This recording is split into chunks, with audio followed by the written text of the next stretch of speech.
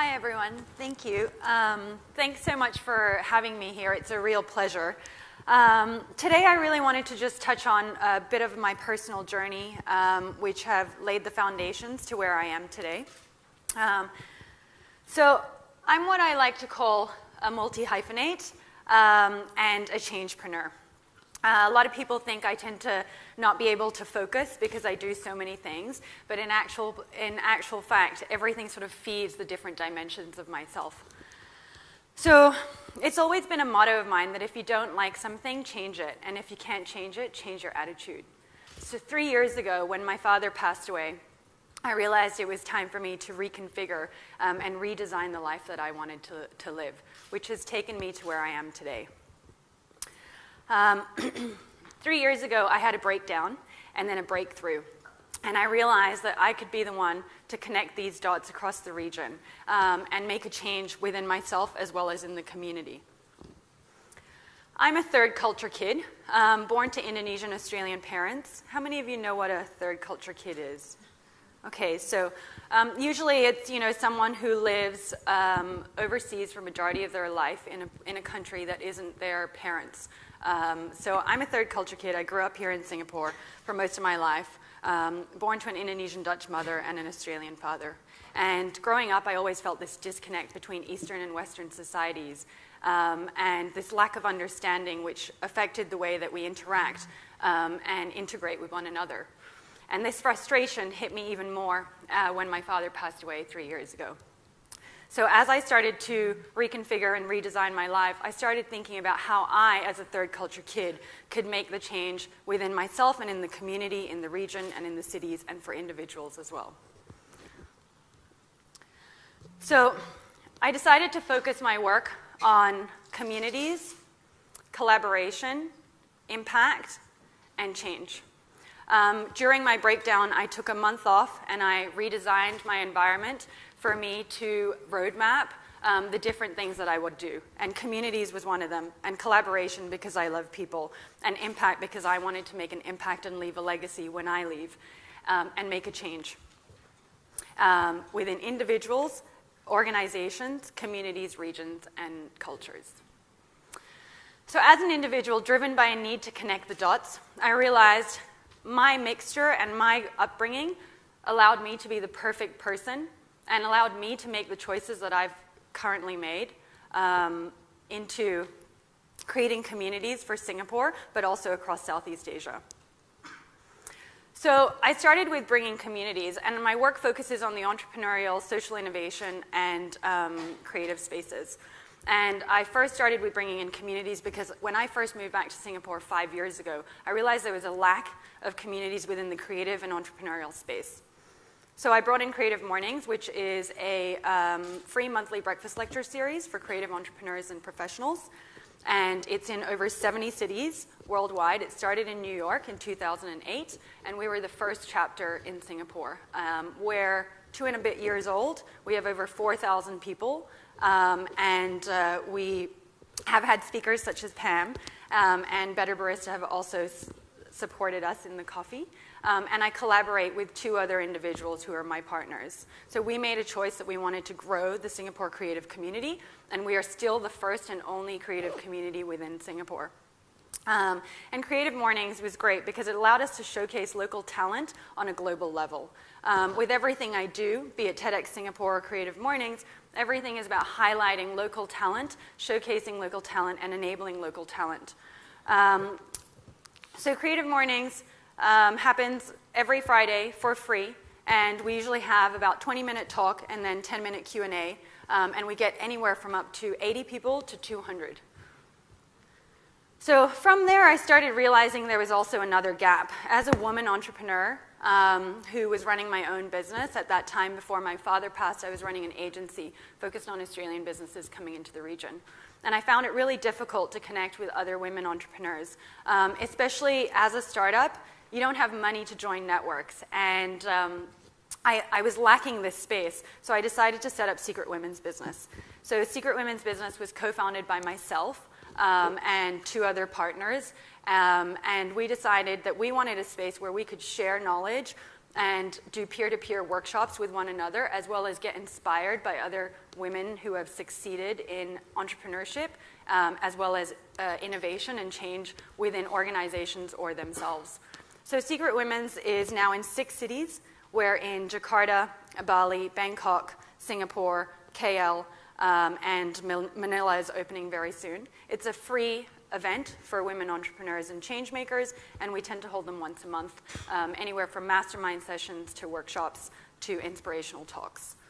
So again, this takes me back to why I wanted to connect the dots in my life, but also within people and in communities. Secret Women's, it wouldn't have worked if it was just in Singapore. We made the choice to go over and open up in these different chapters so that we could connect and collaborate across the region. We wanted more interconnectivity across the region so that we could all flourish together as well as individually.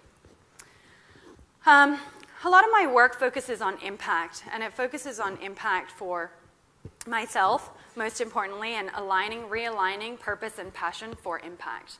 And until for most people, until you're aware of yourself and where you want to go and how you want to get there, it's very difficult to help other people.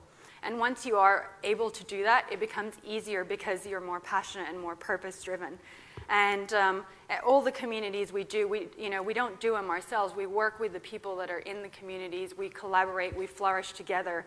And it's a domino effect. So impact is quite a big word for a lot of people, but I personally believe that it's about starting with one small step. And from there, you take the choice to then take another and another and another.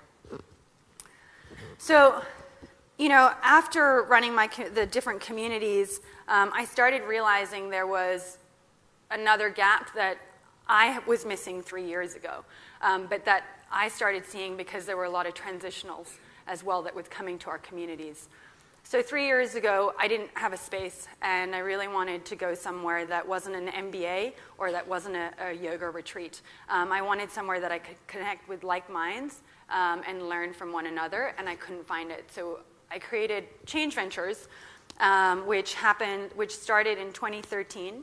And the reason we decided to go ahead with this was also because running Secret Women's and Creative Mornings, we started seeing all these people who were in transition, not knowing which direction to go, and needing a little bit more guidance and how to navigate their way through life, be it in career or starting up your own business.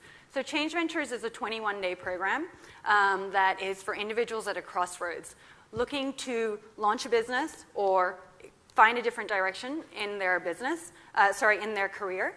And we pop up in different locations, but Change Ventures, being our signature program, pops up in Bali.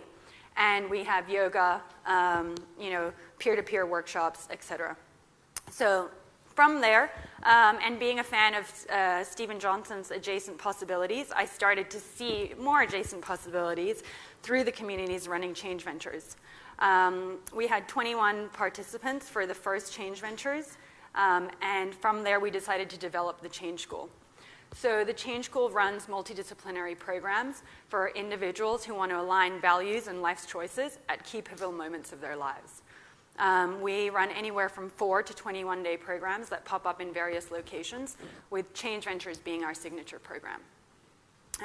So really what it is about the school is how do we provide a space that allows individuals to design the life that they want to live and basically create a life by design, whilst enabling them to navigate their way through the tools and resources that are out there. There's so much in the World Wide Web right now. There's so much noise, but how do we figure out who we are as individuals, how to use the tools and resources that are out there, and create the life that we want, whilst also becoming better global citizens.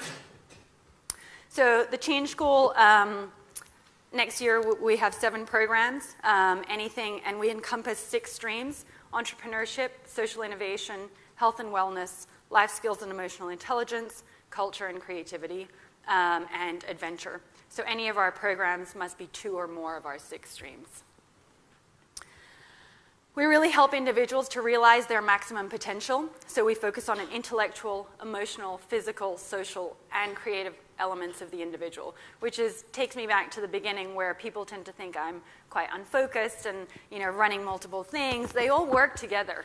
right? And they all feed the different elements of myself. And as individuals, how do you find or how do you create the space for you to be able to tap into each of those different elements of you as an individual? So at the Change School, we believe the world would be a better place if people were better connected to themselves, right, and to each other, building upon a shared goal of self-realization and the desire to make a positive impact on the global community. Our theory of change is that once an individual is better able to understand themselves, they are better able to navigate through the tools and resources out there and design the life that they want to lead. It's all a choice, and we can make those choices ourselves.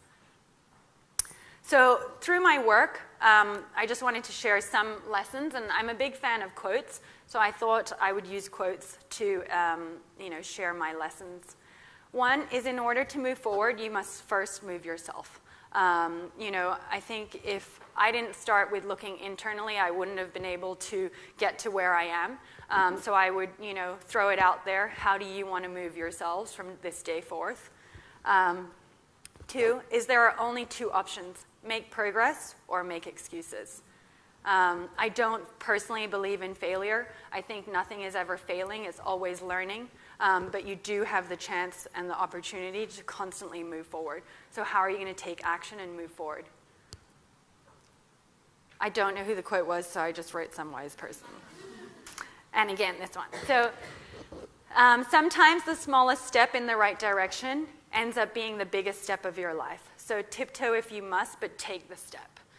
So often when we're mentoring or when I work with a lot of participants, it's about achieving big goals, but they're also forgetting the little steps that you take along the way. And, you need to remind yourself that every step you take takes you to your bigger vision. And things may come left, right, and center, and it may be a bumpy road, a squiggly line, but every step counts. So don't take it for granted. Lastly, life is a choice, as is how you handle the pitfalls along its bumpy road. So just remember, everything you do in your day-to-day life is a choice that's in your hands.